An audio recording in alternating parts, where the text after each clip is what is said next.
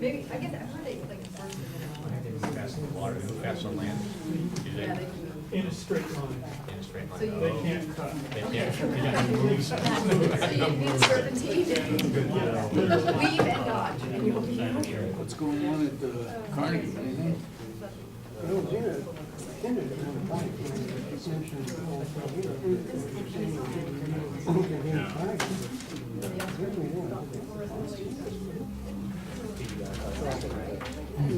I guess not.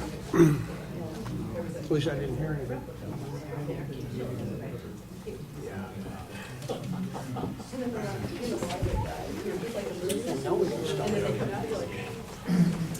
That's not a Disney ride. That wasn't the jungle one.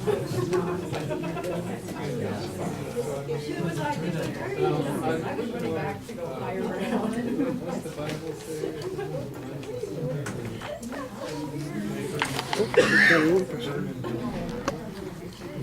My bucket list.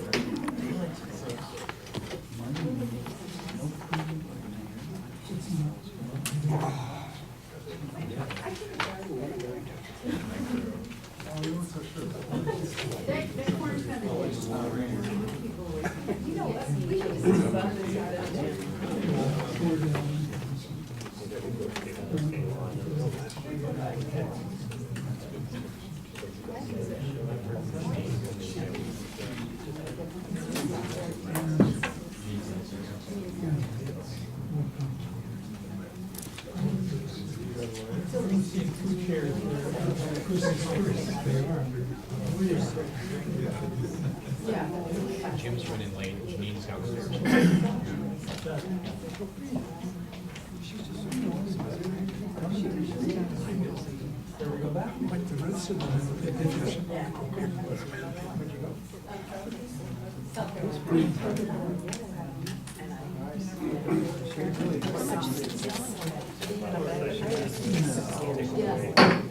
Oh, yeah. Good evening and welcome to Liberty City Council's approximately 5:30 work session. We do have a quorum this evening. I understand Councilmember Cooper is negotiating with childcare. We're all negotiating or navigating the challenges of having a Monday night council session after a time change. We're all here, except for Jim. So I wanted to check in with council members about how we want to proceed through the agenda this evening, the agenda specifically for our work session. I would propose that we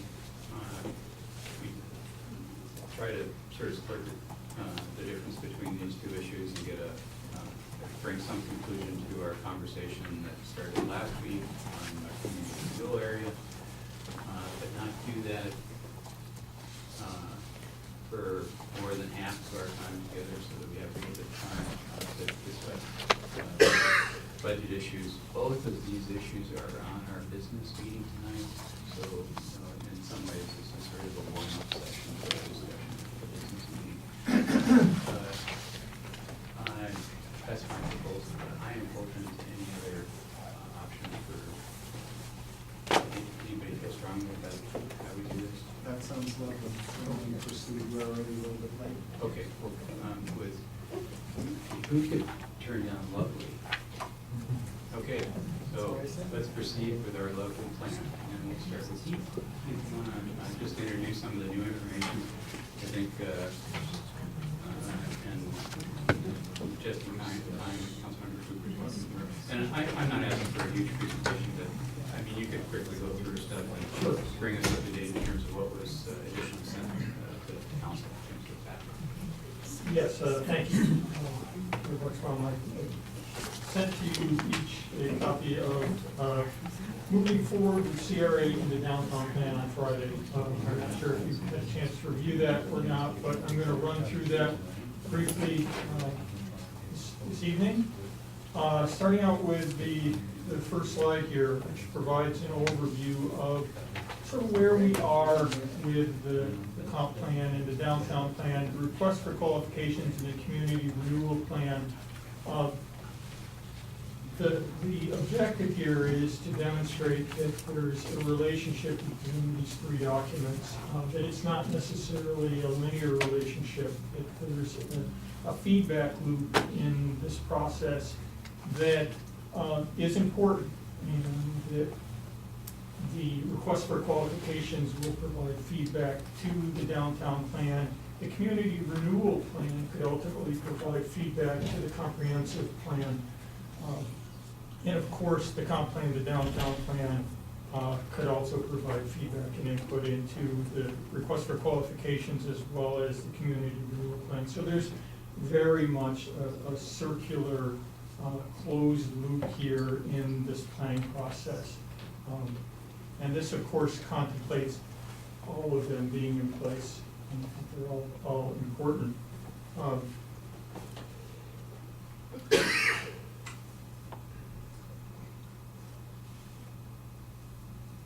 The other aspect about this that I wanted to just spend a moment on was what the RFP process does for us that our normal planning processes don't. The RFP process gives us a level of control in the development review process that we simply cannot get in any other way.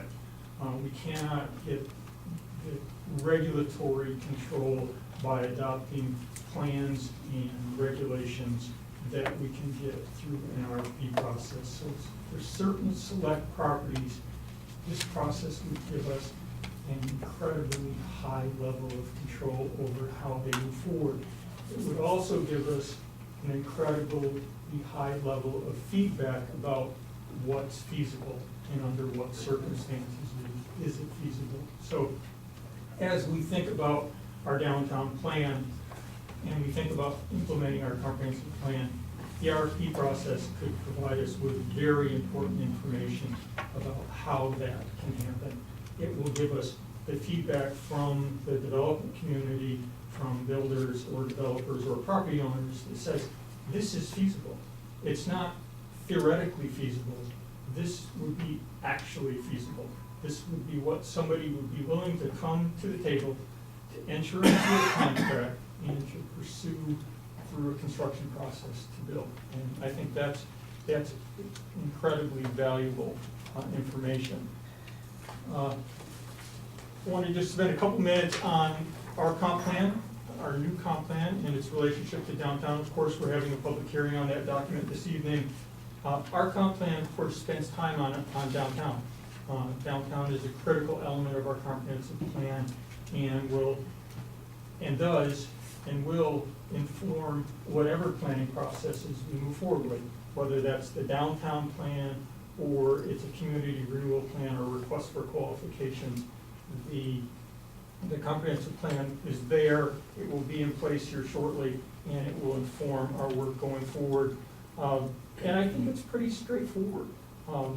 Downtown is the heart of our community, and the comp plan contemplates that it will be a vital urban place.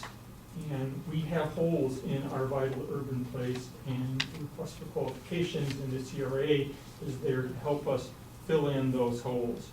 So the comp plan contemplates a downtown plan, and it suggests that there are some elements of the plan that we should consider.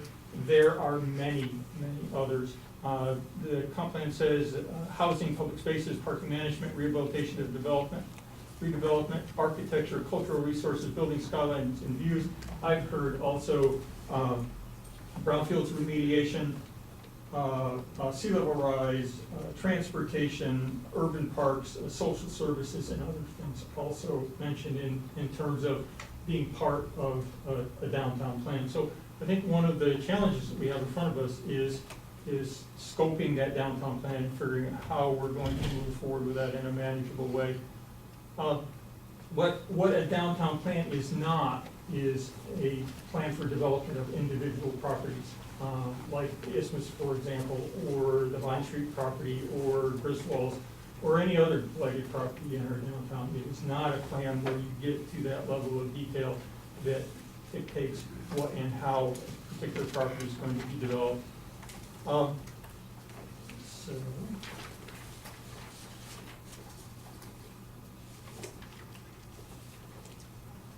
course, at our last council meeting, we had some discussion about whether or not we could move the downtown planning process up sequentially to more closely align with the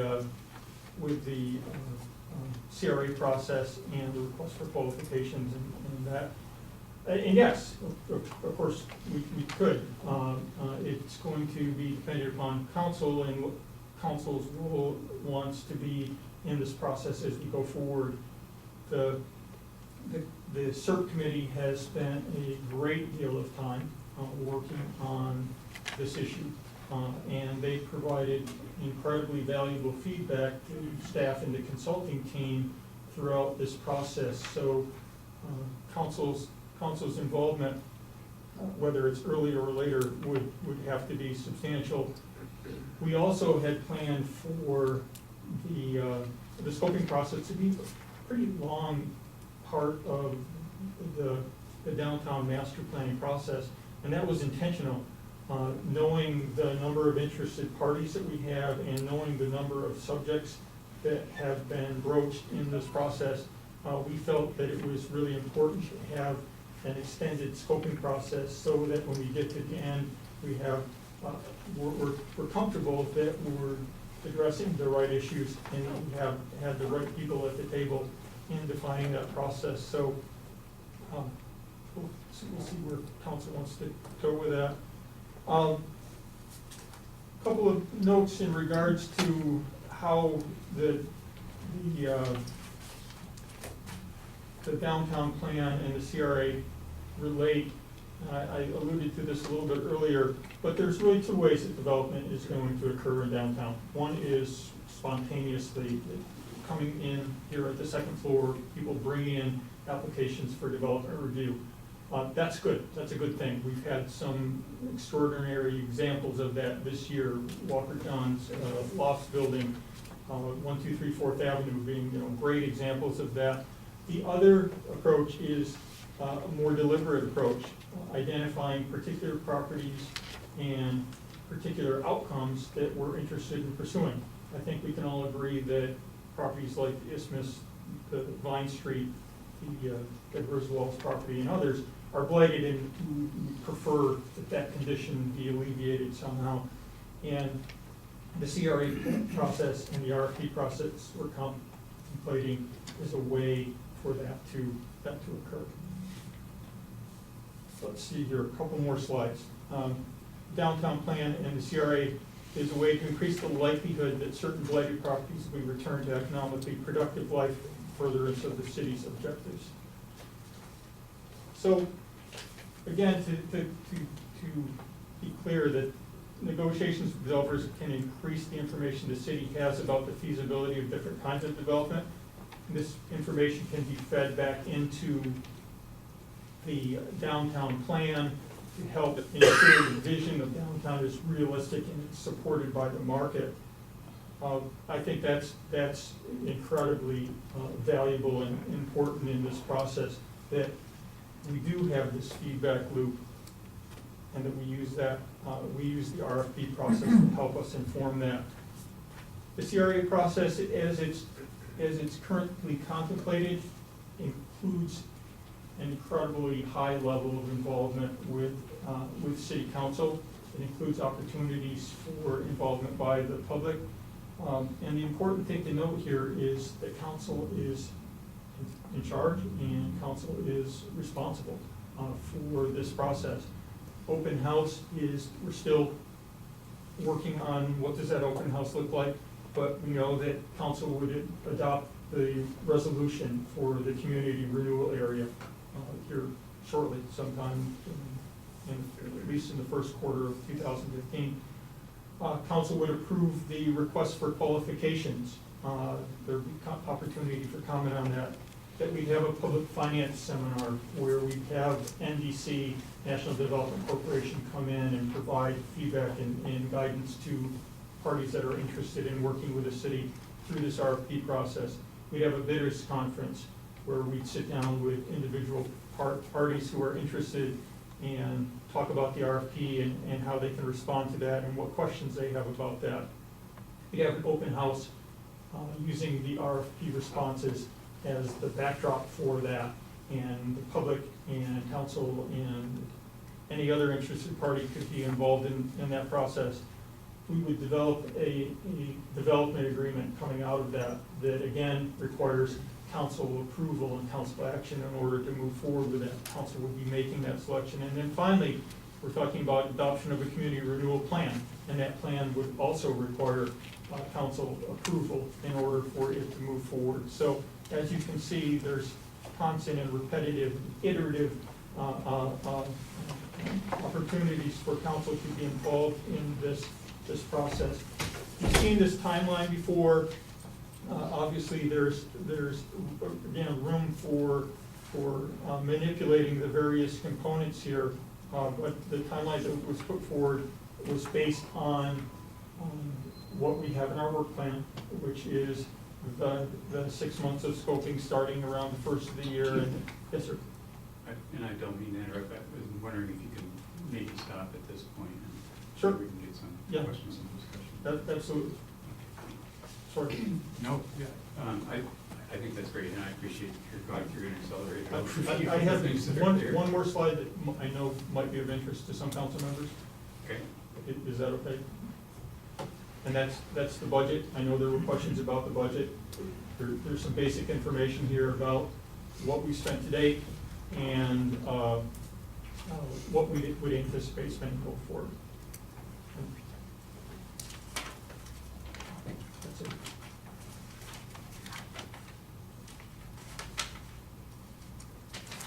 Mayor Pro Tem Jones. So the first thing I'd like to do is thank Keith for your additional piece that came out outside of the regular packet for this evening's meeting. I thought that it was really informative, well put together, and timely. So I think that all of us benefited from you providing that additional information, and it's helpful. Thank you.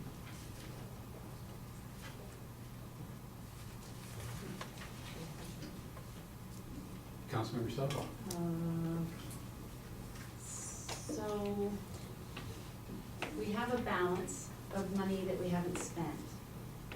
And according to the document that came out Friday from you, it sounds like we have enough money in our balance to still do some work with Echo Northwest, and certainly with our attorney that we contracted.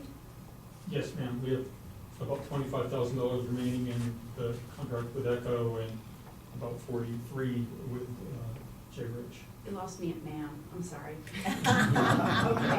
Councilmember. Thank you, well, yes, thanks. So, are those funds already, ma'am, are those funds already designated though, as part of this process? And we budgeted for them for this process, does that make any sense? Yes, they have been allocated. We have a project budget of $212,500 right now of council appropriated funds for this project. And that is the budget that we are working off of. Maybe I'm not asking it right. There's potentially additional work that we'd be asking of Echo Northwest through this process next year. That's 20 to 40,000 you said. Correct. Is that in addition to what we have left Yes, over? it is in addition to what we have left over. Again, the 20 to 40,000 was a fairly broad range because we're not sure, Where- we haven't scoped it completely yet. We're not sure what staff will do and what the consulting team will do. We have divvying out different responsibilities. Mayor Pro Tem Jones. Can I just ask that question a little differently? Is there a spot on the timeline that we are funded through at this point? That would be hard to say.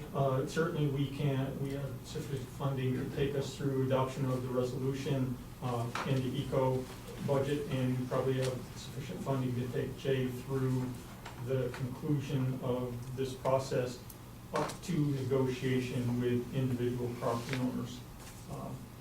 Where we get into more work is in developing the request for qualifications, and that work really wasn't contemplated in the original scope. Thanks. Can I ask what was the original scope? Well, the original scope contemplated us going through this process and adopting an ordinance with a community renewal plan sometime around the beginning of the year.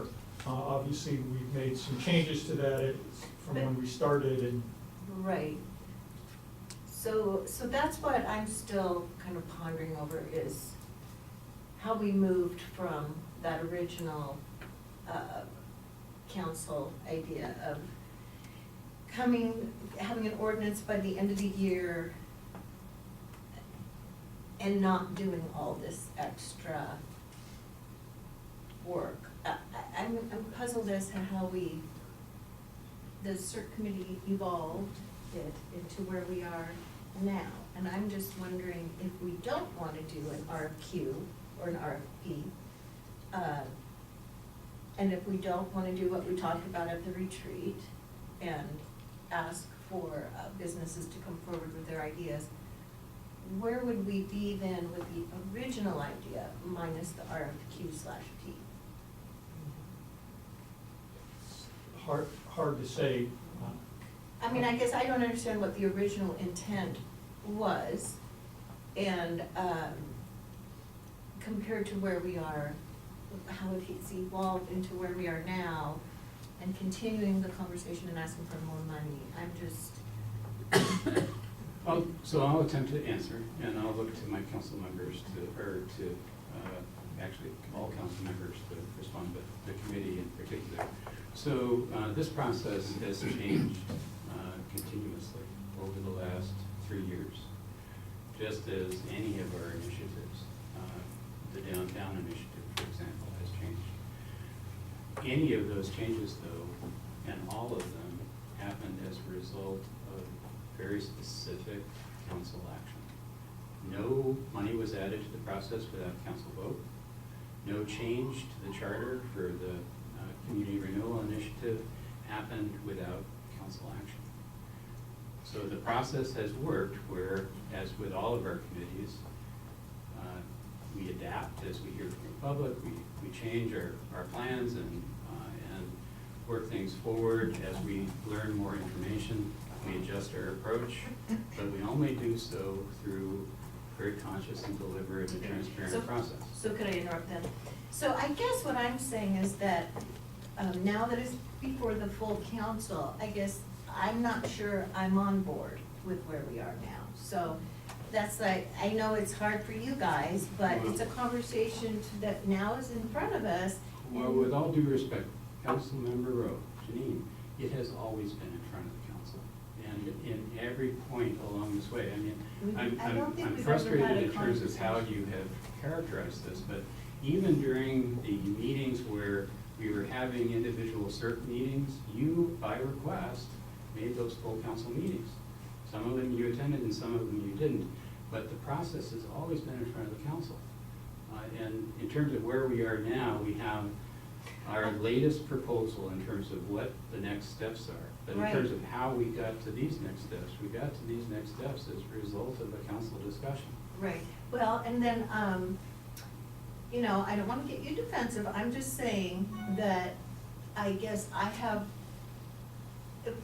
problems with the direction we're going, so and now is the time to talk about it, right? So what direction would you like to go? Well, I think that Councilmember Selby and others might have some thoughts too about. Well, what are your thoughts? Where would you like to go instead? This is that opportunity to share very specifically what you would like to do instead of what's being proposed. I'm not sure, but I think Councilmember Selby has some interesting information to add. Sure, you know, this is the time, and I'm late to this game, I've only been on 10 months, and it seemed like the times when we did ask to show up at some of these events, that we were not given permission to actually interact or speak at the event. So I disagree that we were able to be part of this conversation until last week and this week. I just didn't feel comfortable that that was a iterative process, as we say, for us to be involved in the CERT committee's work. So I I've had a lot of time to think about it, sitting on the sidelines, and more recently with this RFP/Q process being brought forward and being now a dialogue, like I said last week, I really feel strongly that we're putting the cart before the horse. And since we have met last week, I've had some interesting conversations with several of your CAC committee members who feel the same way. And folks that are in the private sector, and they love the idea of where it's going, but they really feel like we need to step back, and possibly chunk up the process a little bit, keep the isthmus off the table right now. It's too polarizing. We haven't had enough public buy-in to do an RFP for the isthmus right now, I think personally, and with other feedback, I think it'd be a disaster for our community. It's one of the most controversial pieces of property in our town, and to do an RFP process right now, I just think would be a big mistake. So, but that's just one part, and sounds like Councilmember Hankins is. Thanks. I'm sorry I missed last week, but I want to do a little catch up because it sounds like you don't want to do an RFP. So if I'm understanding the minutes and something that Keith said, you guys want to go straight to a downtown plan. That's the cart you're afraid is before the horse. Yes. Okay. So I have a question for you. Okay. What will a downtown plan do for you? What's the intent of it? A downtown plan would bring certainty to the private sector. It is the box that all the tools should be going in, and it does not have to be scoped as deeply and as broadly as a 3-year plan. In fact, I think that would be a big mistake at this point. So I would rather hire an urban designer to put alongside our planning department and our planning commission to help us to design a certain section of downtown, chunk it up, Yeah. not do the whole thing all at once. Okay, so my question is, how is that going to be any different than 7 plans that are sitting on the shelf? Where is your structure to actually get that plan developed when you come up with it? And so what I mean by that is, look, I want a downtown plan, but it's got to be a means to an end. The end goal is to get this community to start working together so that we can move forward. But it's not just about moving, because even with our infighting, as we're sitting here in this turmoil, things are happening to us. So it's about moving forward and having a say in how we move forward, okay? Now, let's think about a downtown plan. I don't know if you guys saw George Crandall a number of years ago. Beautiful. Oh, it was a great presentation, beautiful pictures. I was ready to buy in. It's great, I'll do it. But it's like a timeshare spiel. Once you start reading the fine print, you realize there's a problem. Here's some of the issues. Okay. If we were to do a downtown plan, where is your structure? Okay, like George Crandall said, okay, we want to put an anchor store here and an anchor store there. How are you going to do that? What is in place that we have in our toolbox to make that happen? How does this plan become something more than paper? Okay, because here's what we have. We have regulation. We can zone the heck out of it. We've done it, but we zoned it and they have not come. The only way you can make someone do what you want in an area is if you buy it. We can't buy it downtown. We don't have the money for it. Okay? As well as, even if we did have the money, we're not in the business of owning and operating grocery stores and Targets and Williams and Sonoma. That's not our job. Our job is to have the public say something. So we need a structure in place, okay? This is where the fine print comes into play. Because like George Crandall was saying, how do you get that downtown plan to be realized? Because that's really the goal, to make it actually happen. You get it realized by partnering. It's all about partnerships, okay? This is where the fine print bites us every time. On that George Crandall plan, it says you need to have partnerships, but not available in Washington state. Because of our state constitution, we cannot partner. We can't do it. Not in the way other states. CRA. No, but not unless we have some tool that we can do that. So how are you gonna do that? So, for me, it's about being able to partner, but it's not just being in a position to partner where we can actually do plans that we can use some private fund or public money to do a plan that includes private property. I mean, if you wanna really do a plan for downtown, it's gonna include other properties. But it's also about being able to have something you bring to the table. To be an effective partner, we have to bring something to the table, and CRA gives us that. For the first time, we get to be a player. This community gets to say, we want this, and this is what we can bring. We can bring financing, because we have access to financing other people don't have. We can bring, private partnerships that we can do now. So that's why it's important. Once we have that structure, that's why they're not separate entities, they work together. And it's so important, because this community deserves to have something built. Otherwise, we get stuck again. I can't guarantee, even if we do this all right, even if we have the structure in place, and remember, they're not separate, they're going at the same time. Even if we have it in place, even if we have the best plan possible for downtown, we can't guarantee it will get built. But we have such a better chance. But what I can guarantee, absolutely, is if we continue on the same path we're doing, and we do what we always do, which is create a plan without any structure beneath it, what we will create is plan number 8 to put on the shelf for best. It will just collect that. Thank you. Councilmember Langer. So, I don't know.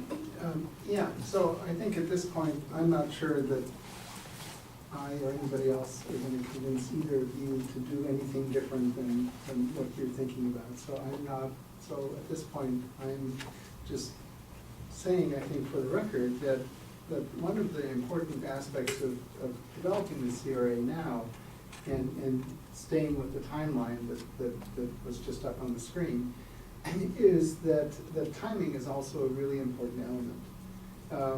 And if we do the downtown plan right and involve the public the way I think we should, we will not be able to do that, and we will miss the timing that is really critical to having success.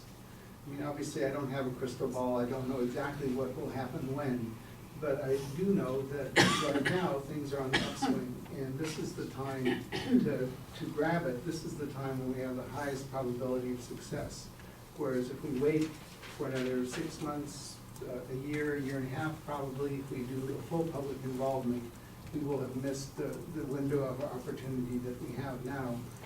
And we will also be missing the information necessary to make good decisions about that downtown plan, which is, I think, the point that Keith was making earlier, or at least that I got out of the presentation that he was doing. The RFP process, in my mind, is absolutely critical to providing the information that we need to make to prepare for life, and also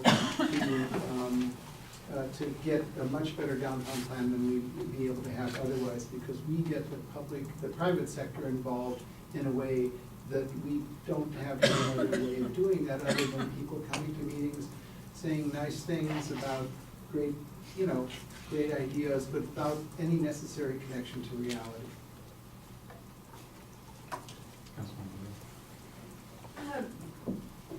So I have a question for you then. So, now keep in mind, I'm in support of a CRA, you're right. What I'm confused about, and I don't understand, so we want the input from the private sector and what they would want to potentially build.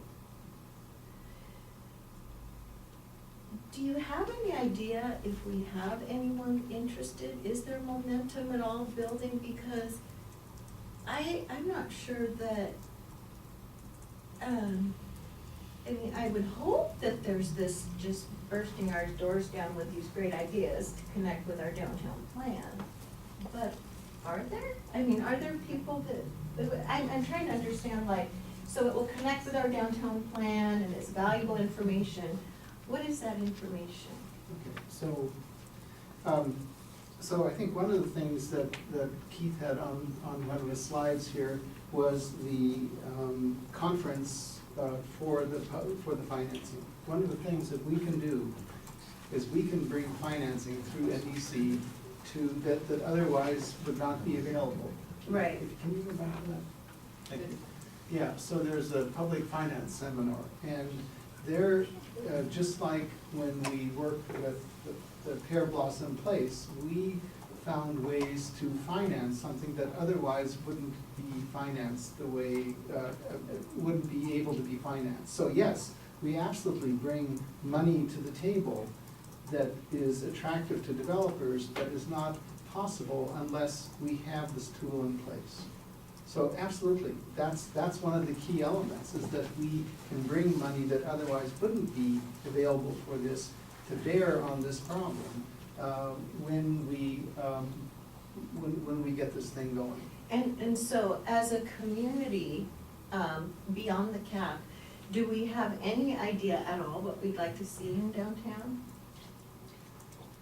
I think we do, actually, and I think we also know, I think we have a pretty clear idea of where the blighted places are.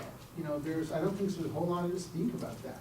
And we can really, I think, with this combination of financing and getting information of interest from developers. Like what? Ideas, I'm just curious. Well, that's what the private, I mean, that's what the. So that's what they would bring to us? Yes. Their ideas, because But then we would also say what framework we would put it in. In other words, we would say, these are the kinds of things we want, bring us things that. But that's the part, is what are the things we want? Well, and I'm sorry to interrupt, because I want to do a process check too. And I in know terms we of need time. to, yeah, we're kind of. So, again, in the comprehensive plan, and throughout actually many years of planning processes, we have said over and over again that we want more people living downtown. Yeah, sure. We want more multifamily housing. Yep. We don't want the blight. We want a healthy environment, yeah. We want a vibrant and healthy downtown. Yep. Those vision statements are in our proposed comp plan. Right. And they have been thoroughly vetted and supported by the community. Yeah. So how do we operationalize that? And that was the work and the mission that was given through a very clear charter process that was approved at the council's retreat in January of this year. We've got a couple of, I think, outstanding consultants, that Jay Rich and Lorelei Jantunen, and all of the folks that have backed them up, that sort of have given a plan or a course of action that can bring these elements together in terms of both good urban planning and urban design, and joining the private sector into the process. And what I want to check with our full council about is, we've got one other piece to our work session tonight, and we also have both these agenda items on our business meeting tonight. So I'm willing to do anything that the council wants to do in terms of either continuing with the CRA discussion during work session, or trying to split the difference as we were talking about earlier, and having a discussion about the budget. But it's really the council's preference in terms of if we can continue with this dialogue and do more of the budget during the business meeting, or we can try to include some of the budget process in the work session. So can I just do a process check in with folks? It's a tough call, because there's so much still more to talk about. And there always is, and Yeah. there always will be. And, you know, what I want to reinforce is, this council is in the driver's seat. We are always here doing this process together. It is a matter of, when we want more information, we stop, pause, we get more information. As, you know, at some point, we're always come to the juncture where during business meetings, we make decisions. But everybody gets to be included in this dialogue, in this process. So, Councilmember Shelby. Well, if it helps, I'm probably not going to be ready to make a decision tonight during the business meeting. So if you want to talk some more about what we are talking about, and it might help, but I had some more questions. I got a lot more questions. Council's preference at this point. What do you want to do? Councilmember Langer. I don't think there's any logical sort of stopping point that we can get to about this right now within the time allotted. So I'm wondering if there's maybe some closing comments that can be made, and we can move on to the operating budget issue. That's just my opinion. Maybe, like last time, I asked some questions, and then Keith came back with some responses. So maybe I could ask my questions and just leave them open-ended, and Keith could maybe respond to them? I think that would be a decision tonight during council. Oh, okay. So, Councilmember Cooper, did you have? spend time on both. We're gonna spend time on both of them later this evening too, so we could stop now and work on the budget and do both of them again this evening, or we could keep going on this and hope that that truncates the conversation this evening when we move towards the plan. Councilmember Rowe? I'd like to move on to the budget items so that the CRA conversation can be televised so that everyone can hear what we're talking about.